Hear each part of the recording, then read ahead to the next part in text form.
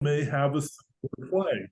So this is a pretty widespread phenomenon. It's around here in the mountains. These are some, you can go one more if you want. Oh, okay. These are just some pictures of the various versions of the play and other Christmas type processions that we've taken a look at.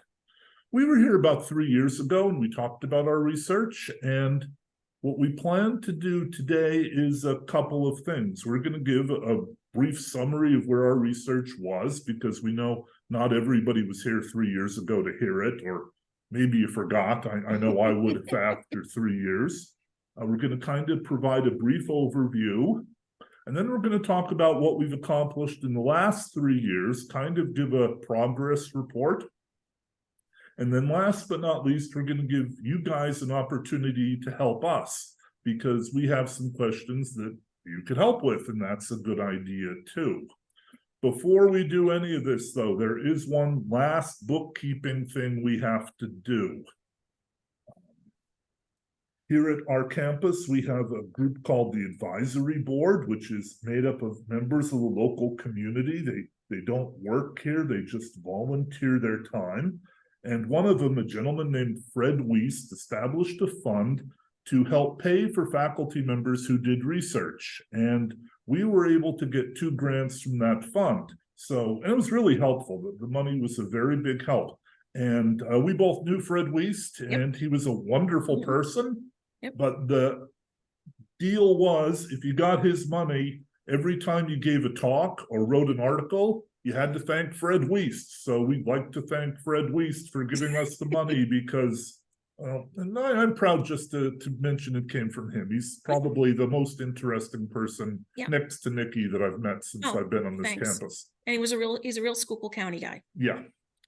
He actually served on our board till he was 100 years old. Right. And which was pretty amazing in and of itself. Yes. And now I will turn it over to Nikki, and she's going to talk a little bit about the project. Okay, so when we talk about the project here and now, we talk about its relative rarity, that, you know, hardly anybody does this anymore, but you should know that in the past it was quite common. And it was common, as Harold mentioned, not just in Carpatho-Rusyn groups, but other groups from Central Europe, and we think maybe even just Western Europe may have had they have a similar procession, but only the Rusyns seem to have the Guba, and the Guba is special. So we just have the pictures here of some of the things that you might be aware of, that you might actually see in your own churches if you're Greek Catholic, Orthodox, and one of those things, or even Roman Catholic actually, you can see the St. Nicholas procession. You might have a St. Nicholas party at your church where St. Nicholas comes and he does are you a good kid or a bad kid? It turns out in like Slovakia and Central Europe, St. Nicholas comes to your house. Sometimes he brings Krampus, who's, right now has quite a following in American culture. And the Slovaks, it turns out, actually do a 3 Kings caroling, where they go from door to door and people give them cookies and drinks on 3 Kings Day. And then we have the various processionals of the shepherd carolers or Bethlehemers that the Guba is part of. It's part of that bigger tradition. And I just want to point out, this is a Guba here, where in this picture on the left, the guy who kind of looks like Sasquatch or somebody's very large and unruly dog. So the Guba has a lot of manifestations, but this is one of them. And we're going to go to the next slide. So the Bethlehemers, or the shepherd carolers, is found in a lot of places in Central Europe. And it is traditionally done either or both Christmas Eve and Christmas Day, depending on what calendar a group does, either December 24th and 25th, or January 6th to 7th. And it has different names among different groups. Rusyns will call it the Gubi or the Guba. They will also, I've been coming across some Rusyns who do call it the Yaslikity, okay? Okay, I can't do it right, I apologize. Slovaks call it that also, ethnic Slovaks. And then we've seen the name Bethlemchi in Slovak, Hungarian, and Romanian presentations. So there's different names for it that people kind of colloquially or refer to it among themselves. The processions are popular in Central Europe, and there's actors, and they dress as shepherds and choral characters. Sometimes there's angels, but that's not really common so much in the Carpatho-Rusyn presentations. And they sing pastoral songs because this is a shepherd's play, and they sing religious carols. They visit the community members' homes. So a village, in your village, people who would welcome you. The St. Clair guys have said that they've done it in bars. We're going to watch it in a library. And so wherever they believe that they'll be welcomed, but it's usually parishioners' homes. And they bring the good news of Christ's birth. Additionally, the Bethlehemers contains comic or mischief elements, which they're different. Different versions of the play have different mischief elements. And then, of course, the Carpatho-Rusyns have the Guba. And the Guba is an interesting character because he tries to frighten the children of the house and he chases them. This is the prop. There is a really important prop. There's the costumes, and the guys carry, in older versions, the Gubi carry axes. In these versions, they carry a stick. The St. Clair one, they carry a stick with bells on them that they bang on the floor. But the biggest prop, and the prop that's most easily recognizable, is the Bethlehem. And the Bethlehem is, in the Rusyn tradition, is just extravagant. The one in the Slovak tradition is very small. One person can hold it with like one hand. But in the Rusyn tradition, it's big. 2 people, 3 people sometimes carry it. It'll have big handles on the side of it. And what it is it's a wooden mock-up of the actual parish that the men come from who do the play. And the beautiful part about it is they bring the church building into your home. And then inside the church building is the nativity scene. There's not the pews of the church. It's the moment of Christ's birth. And then the shepherds come and they recognize the Christ child inside that Bethlehem. Okay, so it's this really beautiful moment when they bring it in and then they all recognize the Christ child at the Bethlehem. Here's a picture of the one from St. Clair. Okay, this is it shows you kind of how big it is compared to people, because the other one was just kind of on a chair. The guy over there on the right-hand side in the white sweater, that's the Gubi. That's the Guba in St. Clair. His name is Steve. And this is his friend. Is that Nick? I can't remember. And he's been doing it as long as Steve has, which is 60 some years. They've been doing this since they were children. All right. And this was at another presentation that we did at Penn State. Okay. So today we are, and that picture always disappears. I apologize.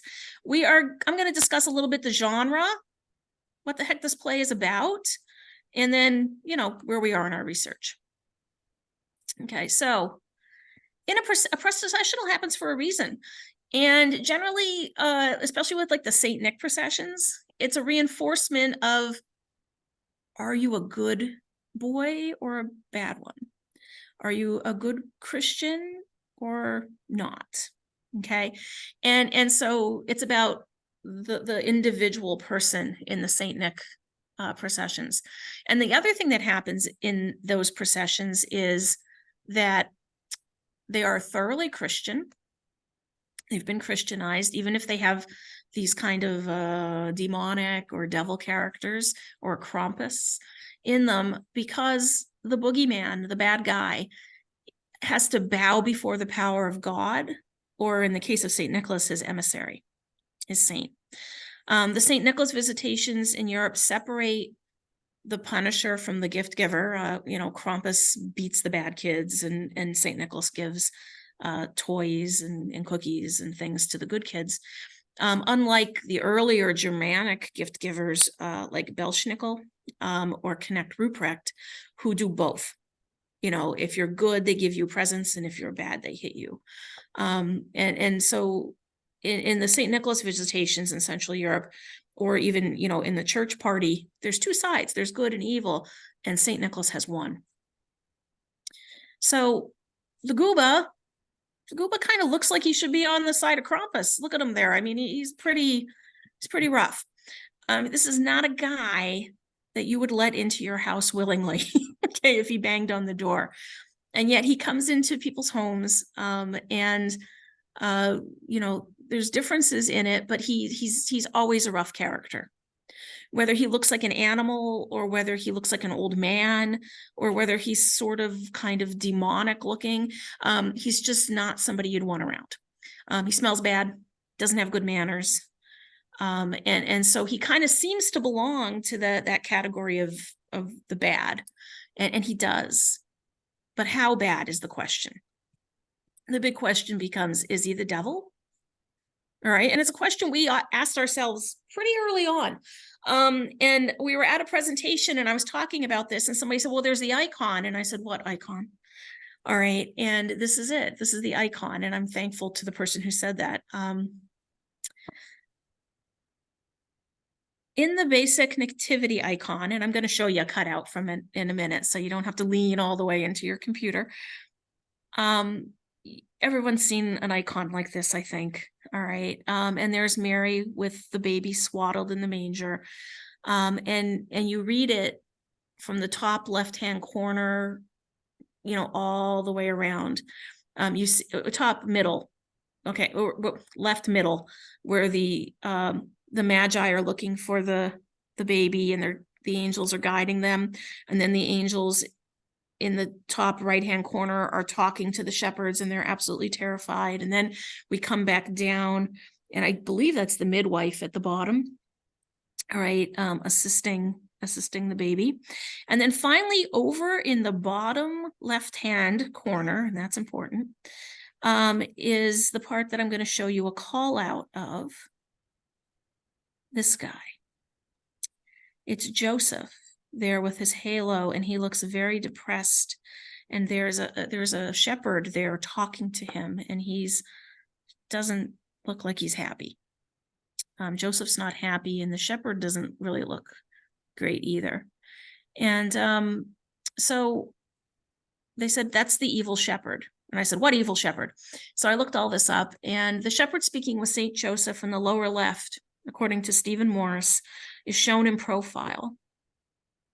A pose in iconography reserved only for this shepherd, the devil, and for Judas Iscariot, and which indicates their interior wickedness and efforts to hide themselves from God. And I was just blown away. I was like, oh my gosh, the bad shepherd, the evil shepherd. There he is. And so the shepherd is on the same level as the devil and Judas. This guy is trying to bring doubt to Saint Joseph that this is indeed the incarnation of God. He's trying to talk him out of it. And so this is a very scary person indeed. During a summer trip to learn Rusyn, a young Carpatho-Rusyn American, Bethany, I can't say the name, Shramovsky, was in Transcarpathia for the studium studying.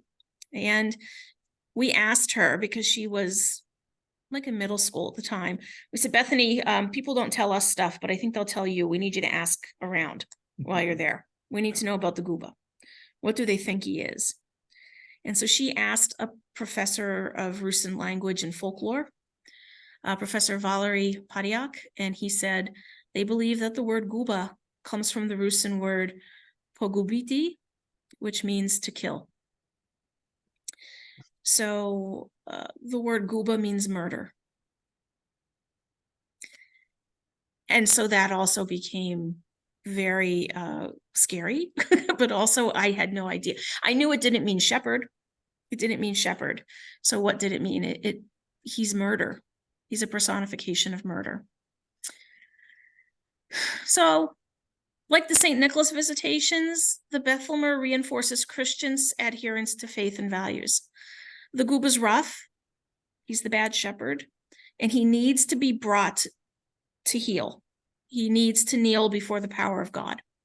The choral characters in the play make him kneel and praise Christ's birth, and he does. When the other shepherd carolers kneel first to instruct the Guba, they make an appeal for Christ to, hold on, sorry, to protect all men of my Orthodox Christian faith. The Guba does kneel with some difficulty and makes similar announcements. He asks for forgiveness. Then he collects donations and chases the kids all over the house. So whereas St. Nicholas is about an individual being called to, are you faithful? During the Guba presentation, everybody stands around and says, we are all faithful together. And so it becomes a very beautiful moment. The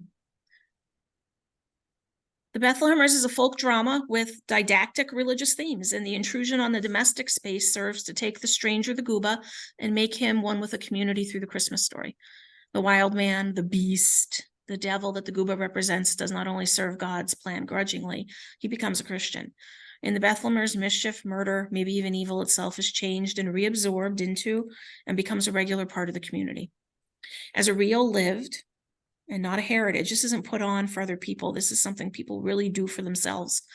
Tradition in Europe today and in American Rusyn communities, we think that it deserves more dramatic critical attention, and that's why we continue to work on this. Harold, is it time for you to talk again? I think it is. Okay. Go to the next slide. So Harold and I, we will survive. Maybe. Maybe. Okay. This is just a picture of the cast who put on the play for us. This was them as young boys. And do you want to go to how they look today? I don't think, oh, there they are. Yeah, okay. So there have been some changes. Those were the same people. They've been doing this play a very long time. Now, it's not just them. There are some younger people who also participate, which we thought was really cool. When we first went, I expected everybody to be more elderly. I thought this would be kind of a dying tradition, but it's not. A lot of them are younger, and we'll see some of them when we actually show the video of it. Okay, so that was kind of the presentation we gave 3 years ago. Now, let me tell you what has happened since then. We wanted to go out and interview people and talk to them about their experience with this play and what they remembered. But right off the bat, we ran into a problem. Penn State has a medical school where we train medical doctors. And unfortunately, if I want to go and interview someone, they make us fill out the same paperwork as if we were going as a medical doctor to do an experiment on their spleen. So getting permission to actually talk to people proved to be a great deal of trouble as far as paperwork went. As soon as we got the paperwork through, COVID hit. And Penn State came and said, oh, you can't talk to anyone because you might make them sick, and please leave them alone. And so we weren't allowed to do that. Nikki, in the meantime, has gone on to the National Education Committee for the Carpatho-Rusyn Society and the Writers Subcommittee working on Christmas stuff. And she's been busy that way. But the actual interview process kind of slowed down a little bit because we just weren't allowed to do it for a while. What we did do, we went out to Munn Hall. This is where the Carpatho-Rusyn, a big museum, and this is the centerpiece of where a lot of Rusyn culture is preserved. We went out there, we talked to John Righetti. He knows a lot about the Guba, and so we discussed it with him. And we didn't know this, but he directed it at one point. He directed it at one point, so he was a really big help. We went out there. Yeah, there it is, the National Carpatho-Rusyn Cultural and Educational Center, which used to be the cathedral for the Greek Catholic Church. Greek Catholic Church, yeah. So we went out there. We also went and saw, this talks about how we talked to John Righetti, and we hope to go back. This is the Slovak Heritage Museum. We went there as well. They have this really elaborate model made out of wood where all the characters move and stuff, and they were so proud of this, they made us stop and go through this and see it all. The guy giving the tour, unfortunately, was a Lutheran and didn't really know much about the Guba, but that's okay. That's not his fault. We told him, yeah. But this was really well worth the trip. So we went out there and made some friends. Again, Fred Wiest kind of paid for some of this. Yep. This is a picture of the Bethlehem that was in Bethlehem. That's the Slovak one, the smaller. Right, but that was the one that John had in the bottom of the church, so it got used at some point. Yeah, it's much simpler than what we did. Right. So what we're doing is we're still interviewing. We're looking for people who can bring us things like scripts and photos and stuff like that, especially the older ones. A lot of these kind of got cleaned up over time. I'll just give you an example. Nikki said that at first, a lot of the characters carried axes.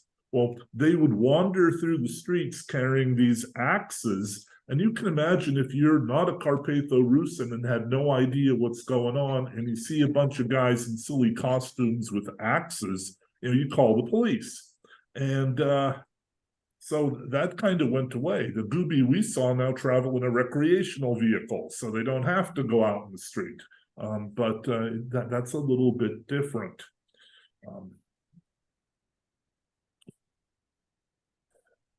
We hope eventually to get permission to print photos, images from videos, and stuff like that. There is a process for doing this. Again, there's a lot of paperwork to kind of be waded through.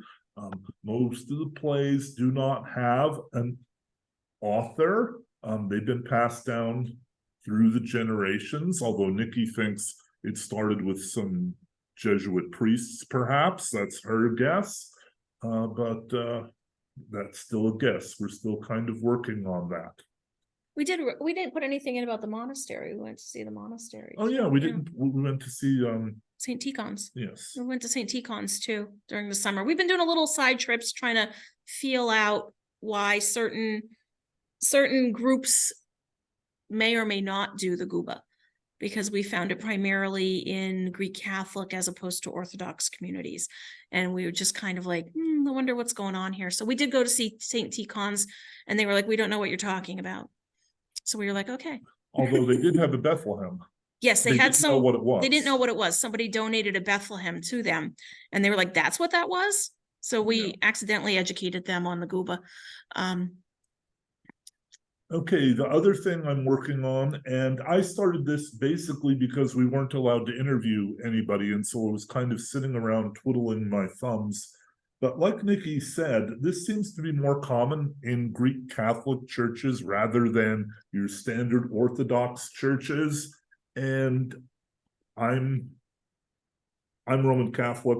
I was Roman Catholic. My wife made me become a Presbyterian. So this whole thing is kind of novel to me.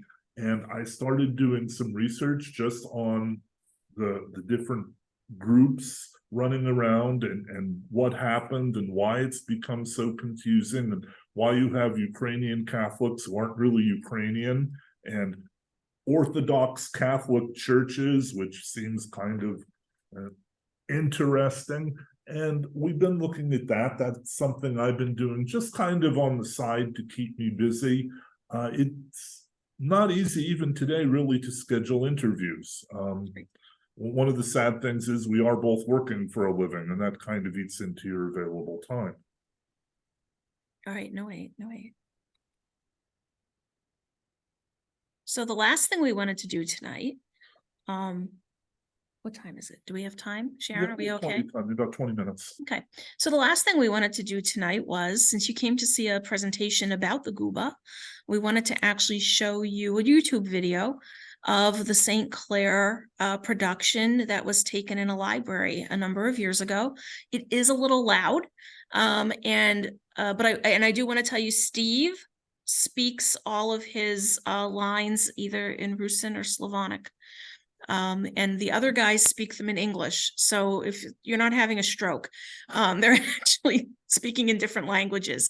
And they do this. The younger guys do it in English, and the older guys will do it in the original. So I'm gonna play this. I hope it'll play on the screen. I think it's gonna come up and play. Harold, can you see it? I can see it. Okay, so you might have to adjust your volume. I apologize. Okay, and here we go. Can you hear it? I don't know if they can hear it. I can't. I know you can't. And your home and such surprise. Okay, hold on.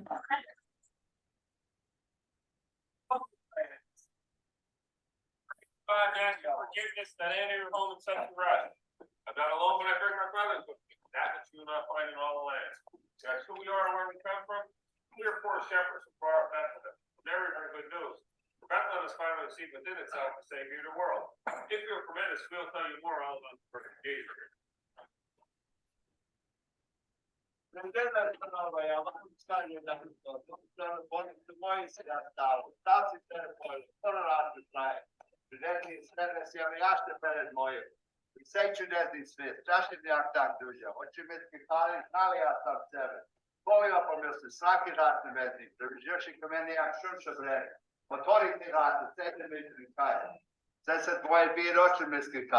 Znaju popiti što bude to nojo, što zakon naravno Like their father, I saw it too. But to tell you what it was, that I kind of said, well, then I believe something's gonna happen. And she for jumping about seems to be so happy.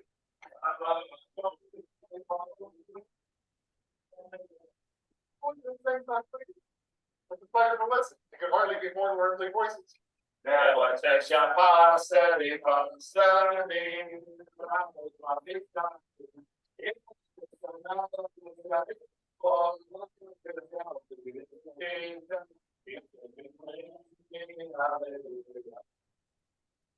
De nuovo pastel skoro posle vajtane, ali mi šajbe to je, skoro da se tebe ve noše metije, čeresko ve speklet povedeća. Pa je možda lete što su slane vaše, ne nešto nam bodi ane. A guess more the better. Now I have a kriši grande da mate svole stepiša. Vi pogledam da se metije, koho ludi ordi dali noj tiša svita. He's so kind of Father. Lead us to him so we can pray to him and bow down before him. Idem sin moj, idem sidovi poema. Da se malo poti čeloveka, na bude tu rolce, dok se tamo odem, posedeni i to mi tam molim. Daj se punat bude, bolnišen, zato vajmen lazom bolnišen. Bolništen, na Ilsja, prišone, stinsten, God spasi nos kore.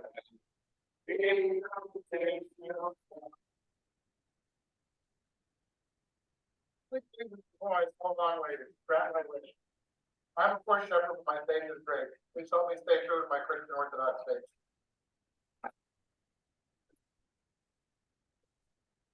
Sweet Jesus, light my life. I'll soon get rid of my better straw. Grant me when I ask you, hope is my possession. Strengthen me, O holy and mighty word.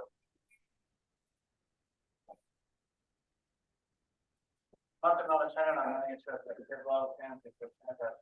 That's a product, and then my I spot and good and not over.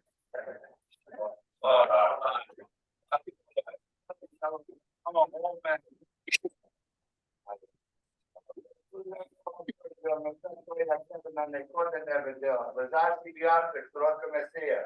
Radost spasenje zvezda moja, postalili nam tvoj, tebi poklonilся.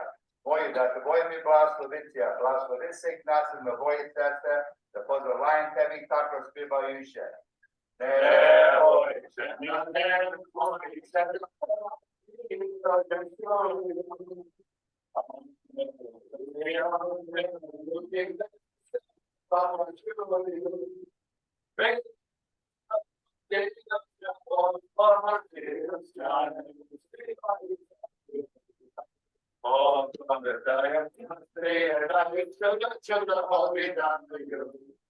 Good Christian Jews are kindly welcome us into your home. We wish you and yours everything you desire, health, happiness, and prosperity. May you praise eternal God and may he bless you for many happy years.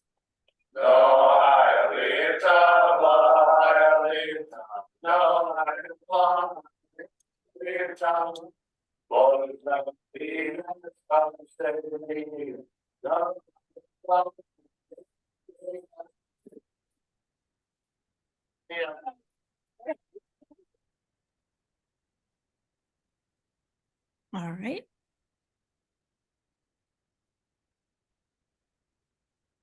Okay, I'm gonna stop my share. Okay. Let's see what we have here. Open the chat. Yeah, I'm gonna look at the chat. Okay. Let's see if there's any questions. Oh, Well, that's a different way to spell it. yes, it is. Just looks Scotty. Give me your pen. Lindora, PA. Play involves conversion of the devil. I think Milburn, Mhm. I do think that this is, yes. And I would love to know what the devil looks like, you know what I mean, in the play. And is Lindora Rusyn or Slovak?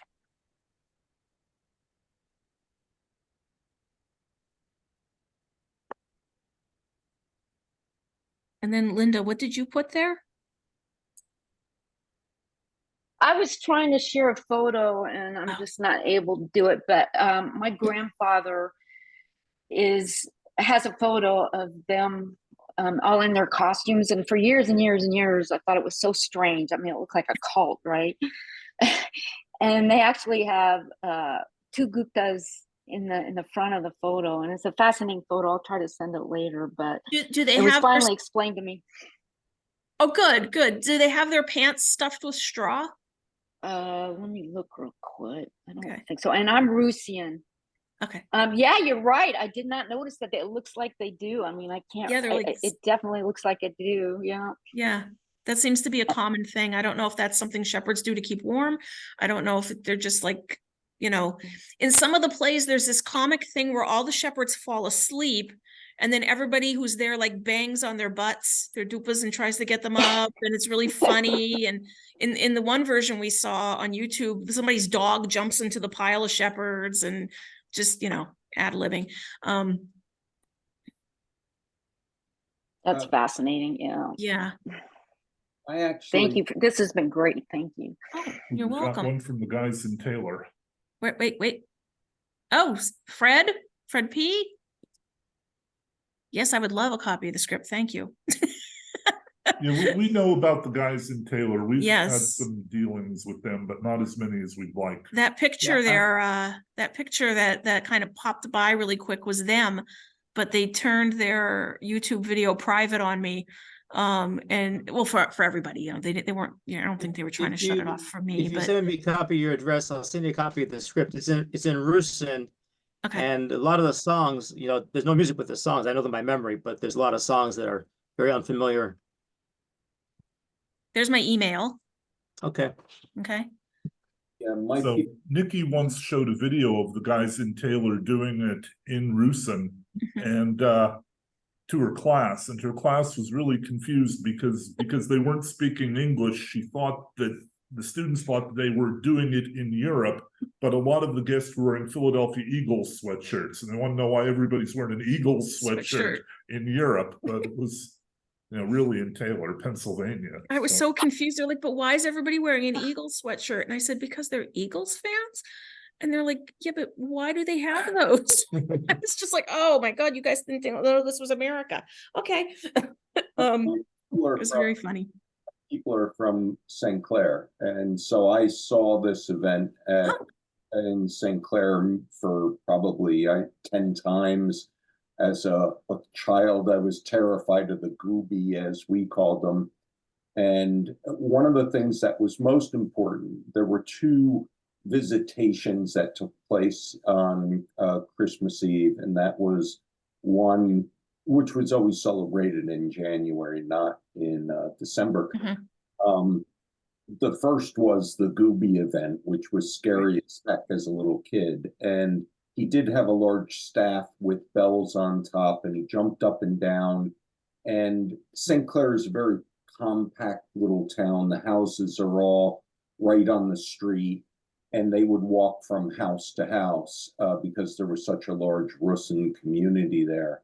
The entire presentation was in Po-Nashimu, as they say, our way of speaking, which is Slavic dialect. And the second event was the choir would come and they would sing at the house.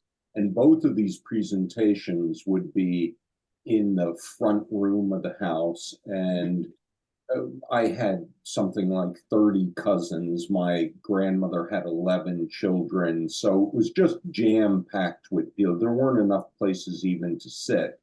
And they all smoked. And so the whole place was full of smoke. And they drank happily. And the most important thing that was that both of these presentations were always focused on the mother of the family. And so this was really bringing the church into the home of my grandmother. And it was great for the kids. And you put money in the little box that the guy was holding in front of them there. And every time you put a coin in his little box, he would jump up and down with the staff, banging it on the ground. And you'd be terrified to reach out and actually put the money in. But it was truly a fantastic event. I can also give you the name of my oldest living cousin, who actually was a professor. She and her husband were professors of child psychology at Penn State, and they still live in State College. And she actually wrote a memoir of Christmas in St. Clair and what we all went through. What is her name, Jeff? Marilyn Keat. Can you spell her last name? Keat, and her husband's name was Don. Or is Don. She has an exceptional memory as well. But I have other relatives also that are very knowledgeable about this stuff. Some who still, I live in Oregon, so I'm no longer in Pennsylvania, but I stay in. We could Zoom you. We could talk to you over Zoom. Yeah, sure. Okay. Absolutely. Okay. We're right next door. Okay. Well, I put my email into I'll drop you a note. I saw that there. I'm okay. gonna copy it right now. And I see a lot of Linda, I actually can see your picture now. Yeah, it's fascinating. I had no idea that was a replica of the church. Yeah. I learned so much today. This has been a great presentation. Yeah. Fred? I'm Rusyn, and my grandfather was friends with Andy Warhol, and it was Warhola. One of those guys in the picture is Andy Warhol's dad. Oh, really? That's yeah. awesome. Yeah, they both immigrated from the same village, right on the Polish-Slovak border. And they lived in the same neighborhood in Pittsburgh. They worked together. They were iron workers. Wow. Yeah. Fred, don't send me your original, okay? Send me a photocopy, okay? And Nicole, you're going to ask about the Guba? Okay, that would be great. Yeah, I have a copy. I'll send it to you. Okay. If you want to know the songs, I have to sing them for you someday. I don't have any music. I just know them by memory. Were they the same songs that Steve's group was singing? No, totally okay. different. No. Okay. And Richard says his mom used the term Kuba. I heard that years ago, by the way. That was one we ran across, but nobody else has said anything about it. So we're...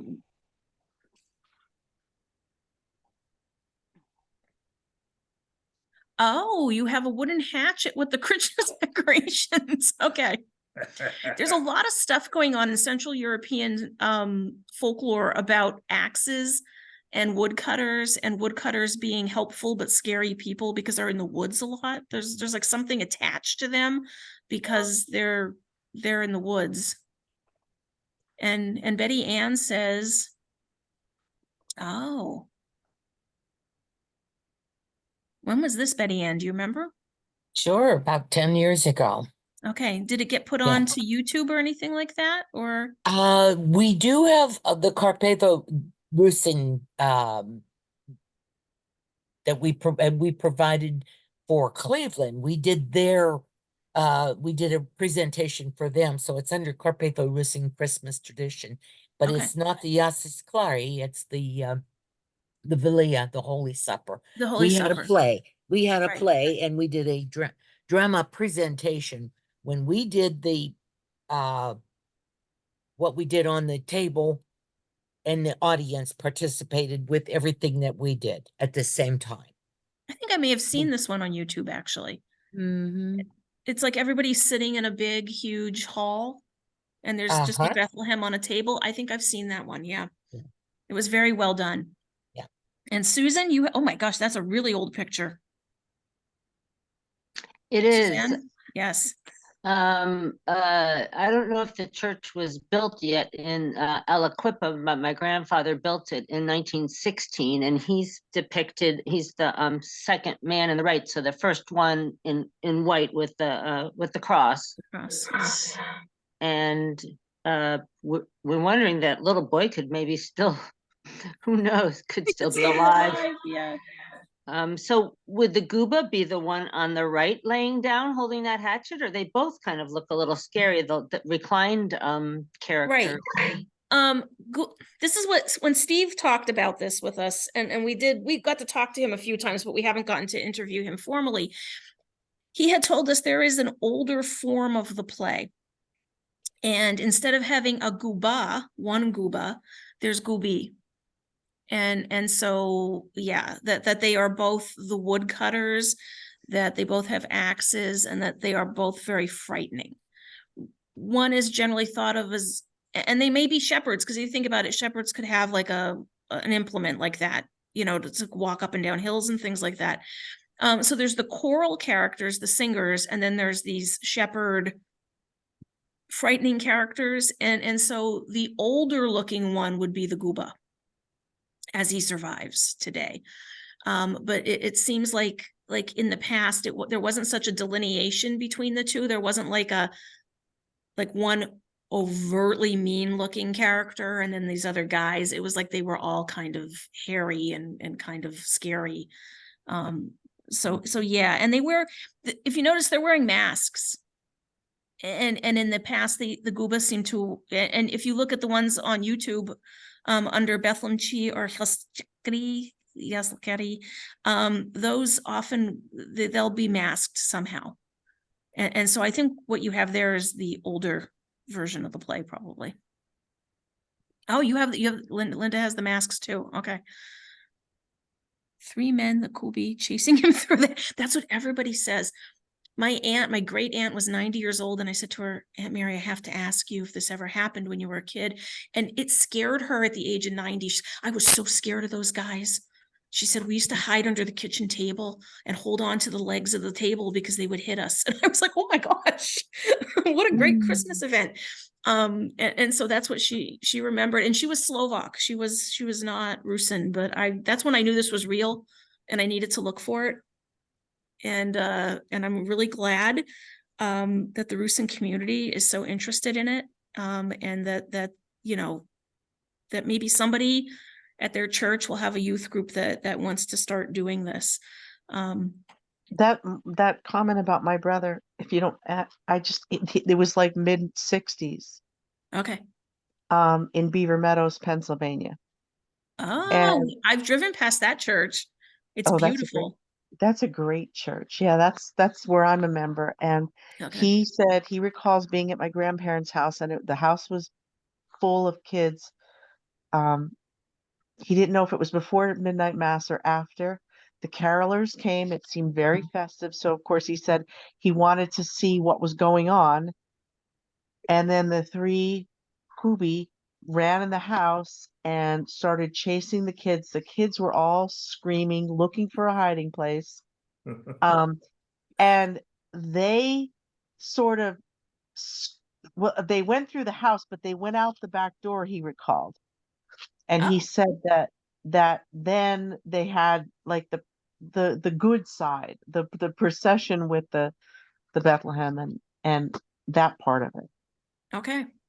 Yeah. Yeah, that seems to be, the kids are always scared. And even Steve says he can't look at himself when he's wearing the costume. My brother recalls it to this day, and he said it was absolutely terrifying. And we figure I wasn't born yet, because we were trying to place this with, well, who was alive? My grandfather was still alive. He died a month before I was born, so I wasn't born. my younger brother wasn't born. So my brother Mark was born 1960. So it has to be like mid-60s. Mid-60s. Okay. Yeah. Yeah. They should bring it Now, back. does he still live near Beaver Meadows? Yeah. Yeah. You think he He would does. talk to us?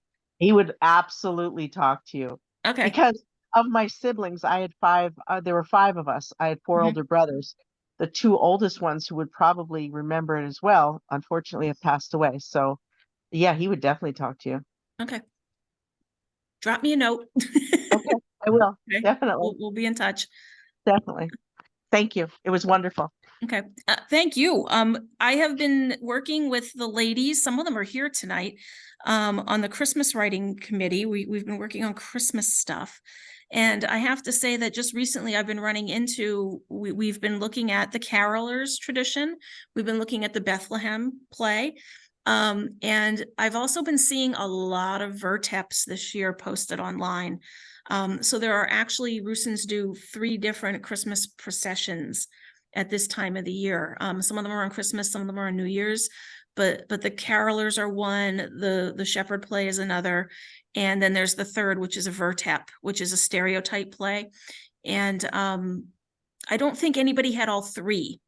What I think is that different groups, and I think when they came here, they carried with them what they needed and wanted to have. But I found them in Transcarpathia on YouTube of all places. I love YouTube. And if you guys do go out, you can find these things out there. The caroling, and the carols are all different. That's what just amazes me. Anybody else have any questions? They don't want to type in, or they? No, I'll comment on the pretty girls stuff. This is actually one of the things that got this play in a little bit of trouble, because back when they used to walk from house to house, if they saw any pretty girls on the street, they'd like try to kiss them. And people who weren't Carpatho-Rusyn, here's some strange guy with an axe trying to kiss me. I read a story in Cleveland where somebody called the cops and they were all arrested. So it's it's a certain risk you take. Especially with a lot of liquor. I remember The other thing we're finding now today is that in some of the modern plays, what's happening is we're seeing new characters introduced. Like if somebody has a really good costume, even if it doesn't fit with the play, say, oh, well, here's a play, maybe I can have an excuse to wear my good costume, and they show up there as well. Yeah. And so now they're getting a little bit more goofy about it. But Yeah. it is a tough urge to fight when you have a nice costume. After the presentations or after the choral presentation, it was, at least in our household, it was traditional. Actually, all the Rusyn households that I remember, because I did sing in the choir, it was traditional that the house actually gave shots of whiskey to the Yep. people and the play people, and so by the end of the evening, they were all pretty much blitzo. I could see them being aggressive on the street. Yep. Okay, anybody have any other questions? Somebody put a question very early on about whether this would be available or not. So I'm going to send that last question over to Sharon for explanation. And if anybody wants to reach out to Harold and I, my name is Nicole Andel, Andel, and Harold's name is Harold Aurand. I'll type my email in. He's going to type it in. His last name is A-U-R-A-A. No. Sorry. A-U-R-A-N-D. A-U-R-A-N-D. Yeah. A misspelled German name. Okay. Sharon, are you gonna let them know what's gonna be done with the recording? You're welcome. Yes, guys. first I want to thank Nikki and Harold for this presentation, which I found fascinating, absolutely. And there are a few places that I know of that are still carrying on this tradition. And I think to myself, I wonder in Europe if this is a common thing or Very not. common. I'd Very love common. to see it continue. They're Mhm. beautiful traditions, as scary as Guba may be. Now, this has been recorded, and being it's the two Christmases, we celebrated the 25th, December 25th, and the next Christmas is coming up, what I always call Russian Christmas. And so there'll be, I would say, the person who's doing this may be very busy with the Christmases. So yes, it will be edited and it will be the link sent out, but it may not be immediately. I don't think it will be because of the time frame. I would say, I don't even know if I want to give a time frame, at least 2 weeks to give person time to get it done. I probably should have your emails. You can feel free to email me for any questions or anything. And I should put my email in Also, it the looks like chat LB as well. asked if I'm Sharon Jarrow. I never introduced. Sharon, LB asked if, what about the PowerPoint What? itself? We'd be very happy to provide you with the PowerPoint. And you can post that, Sharon, if you'd like to Oh. earlier. Yeah. Oh, we will. Yeah, I'll give you the PowerPoint. That's fine. Oh. Yeah. Oh, well, thank you.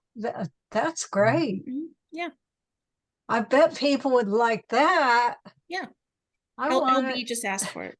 Yeah. Yeah. Thank you. Okay. That's fantastic. I know you put so much work into this and it's so much research and it's ongoing, and I appreciate that, especially with our culture, that it's so meaningful, it's so important, and it's kind of dying out, and it's up to us and our kids and their kids to keep it alive. Okay, let me put my. Do you have any questions for me, anyone? No? But I can tell you, looking at the transcript, the way they spell some of the words that have been said, it's humorous. That's all I can say. So you can't go by it at all. Because what it's, I'm looking at like, okay, they need a lesson in spelling, but you have to use your imagination. Yeah. So let me just put my.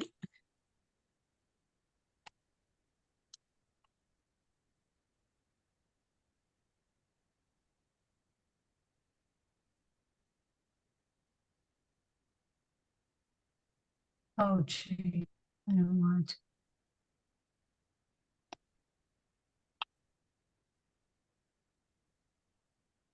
Anybody have any questions for No. me?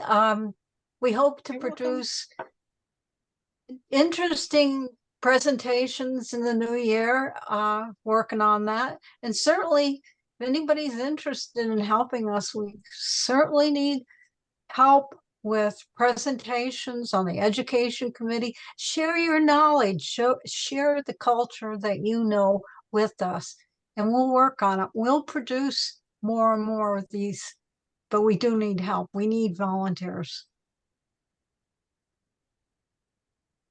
Thank you, whoever wrote that. Education committee, share your knowledge. Yeah. Because we don't know exactly what you want. To me, it's an educated guess. However, I know myself, I'm hungry for anything that I can learn about our culture. I love it, and I want to grow it. I want to share it with others. So, anybody have anything else? No? Thank you, guys. Well, then I'm going to Thank say you. good night. Thanks, Merry everybody. Christmas. See ya. See ya. Night. Beijos, Rosália. Slavite Jeho.